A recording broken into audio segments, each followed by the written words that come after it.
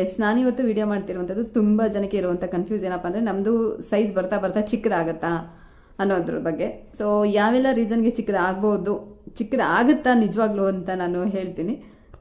ವಿಡಿಯೋನ ಸ್ಕಿಪ್ ಮಾಡದೆ ಎಂಡವರೆಗೂ ನೋಡಿ. ಅದಕ್ಕಿಂತ ಮುಂಚೆ ಇನ್ನೂ ಯಾರೆಲ್ಲ ನನ್ನ ಚಾನಲ್ನ ಸಬ್ಸ್ಕ್ರೈಬ್ ಮಾಡದೆ ನೋಡ್ತಿದ್ದೀರಿ, ದಯವಿಟ್ಟು ಸಬ್ಸ್ಕ್ರೈಬ್ ಮಾಡ್ಕೊಳ್ಳಿ. ಹಾಗೆ ಪಕ್ಕದಲ್ಲಿರುವಂತಹ ಬೆಲ್ ಐಕಾನ್ ಪ್ರೆಸ್ ಮಾಡೋದನ್ನು ಸಹ ಮರಿಬೇಡಿ. ಓಕೆ, ಒಬ್ಬ ಪುರುಷನಿಗೆ ಯಾವಾಗಲೂ ಒಂದು ಡೌಟ್ ಏನಪ್ಪ ಅಂದರೆ ತನ್ನ ಶಿಶ್ನದ ಗಾತ್ರದ ಬಗ್ಗೆ. 100% ಅಂದರೆ ಇಡೀ ಪ್ರಪಂಚದಲ್ಲಿ ಇರುವಂತಹ 100% ಗಂಡಸರಲ್ಲಿ ಒಂದು 50% ಗಂಡಸರಿಗೆ ತಮ್ಮ ಸೈಜು ಅಥವಾ ಅದ್ರ ಉದ್ದ, ದಪ್ಪ ಇಲ್ಲ ಚಿಕ್ಕದಾಗ್ತಿದ್ಯಾ ದೊಡ್ಡದಾಗ್ತಿದ್ಯಾ ಇದ್ರ ಬಗ್ಗೆನೇ ಟೆನ್ಷನ್ ಇರುತ್ತೆ. ಸೊ ನನಗೆ ಇತ್ತೀಚೆಗೆ ಬಂದಿರೋ ಕ್ವಶನ್ಗಳೇನಪ್ಪ ಅಂದರೆ ಏಜ್ ಆದಮೇಲೆ ಶಿಶ್ನದ ಸೈಜ್ ಕಮ್ಮಿ ಆಗುತ್ತಾ, ಮತ್ತು ನಮ್ಮದು ಸೈಜ್ ಕಮ್ಮಿ ಆಗ್ತಾ ಇದೆ, ಏನು ಮಾಡಬೇಕು ಅಂತ. ಫಸ್ಟ್ ಆಫ್ ಆಲ್ ನಾನು ಒಂದು ವಿಷಯ ಕ್ಲಿಯರ್ ಮಾಡೋದಕ್ಕೆ ಇಷ್ಟಪಡ್ತೀನಿ. ಒಬ್ಬ ಪುರುಷನಿಗೆ ಅವನ ಶಿಶ್ನದ ಸೈಜ್ ನಾರ್ಮಲ್ ಆಗಿದ್ದಾಗ 1.5 ಇಂಚು ಅಥವಾ 2 ಇಂಚಸ್ ಇರುತ್ತೆ. ನಾರ್ಮಲ್ ಆಗಿದ್ದಾಗ ನಾನು ಹೇಳ್ತಾ ಇರೋದು.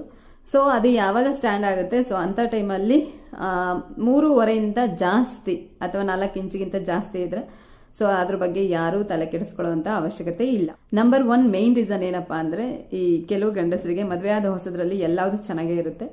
ಆಮೇಲೆ ಏನಾಗುತ್ತೆ ಅಂದರೆ ಹೆಂಡ್ತಿಗೆ ವೈಫಿಗೆ ಡೆಲಿವರಿ ಆದಮೇಲೆ ಕೆಲವೊಂದು ಹೆಣ್ಮಕ್ಳಿಗೆ ಮಲ್ಟಿಪಲ್ ಡೆಲಿವರಿ ಅಂದರೆ ನಾರ್ಮಲ್ ಡೆಲಿವರಿ 2 ಅಥವಾ 3 ಮಕ್ಕಳಾದಾಗ ಏನಾಗುತ್ತೆ ಅಂದರೆ ಆಕೆಯ ಯೋನಿಯ ಭಾಗ ಅನ್ನೋಂಥದ್ದು ಸಡಿಲ ಆಗೇ ಆಗುತ್ತೆ. ಅದು ಎಲ್ಲ ಹೆಣ್ಮಕ್ಳಿಗೂ ಕಾಮನ್.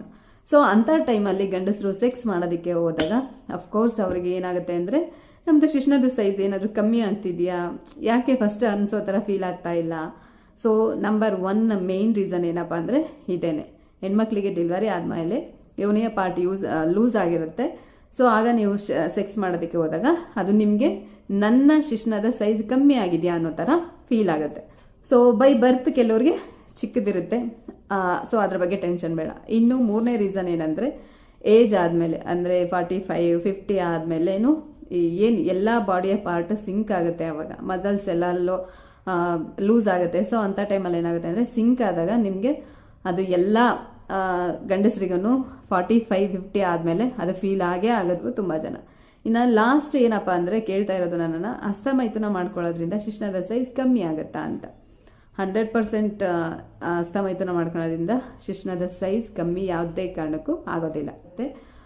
ಮತ್ತು ಇನ್ಯಾರಿಗೆ ಮೋಸ್ಟ್ ಕಾಮನ್ ಜಾಸ್ತಿ ಅದು ಫೀಲ್ ಆಗುತ್ತೆ ಅಂದರೆ ಯಾರು ಈ ಸಿಗರೆಟ್ ಅಂದರೆ ಸ್ಮೋಕ್ ಮಾಡ್ತಾರೆ ಅಥವಾ ಡ್ರಿಂಕ್ಸ್ ಮಾಡ್ತಾರೆ.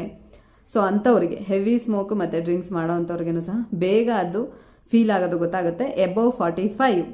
ಸೊ ಈ 3 ರೀಸನ್ಗಳಿಂದ ಶಿಶ್ನದ ಸೈಜ್ ಕಮ್ಮಿ ಆಗಿದೆ ನಮಗೆ ಅಂತ ಫೀಲ್ ಆಗ್ತಿರೋದು. ಅದನ್ನು ಬಿಟ್ಟು ನಾನು ಮಿಕ್ಕಿದ್ದು ಏನು 3 ರೀಸನ್ ಹೇಳಿದ್ದೀನಿ. ಸೊ ಅಂಥ ಟೈಮಲ್ಲಿ ನಿಮಗೆ ಅದು ಚಿಕ್ಕದಾಗಿದೆ ಅಂತ ಫೀಲ್ ಆಗೋದು ಕಾಮನ್ನು. ಸೊ ನಿಮ್ದು ಯಾವುದೇ ಕಾರಣಕ್ಕೂ 45 ವರ್ಷಕ್ಕಿಂತ ಮುಂಚೆ ನೀವೇನೇ ಮಾಡಿದ್ರೂ ಅದು ಚಿಕ್ಕದಾಗೋದಿಲ್ಲ. ಸೊ ನಮ್ಮದು ಚಿಕ್ಕದಾಗಿದೆ ಅಂತ ಫೀಲ್ ಬೇಡ. ಸೊ ನಿಮ್ಮ ಕ್ವಶನ್ಗೆ ಆನ್ಸರ್ ಸಿಕ್ತು ಅಂತ ನಾನು ತಿಳ್ಕೊತೀನಿ. Thank you so much.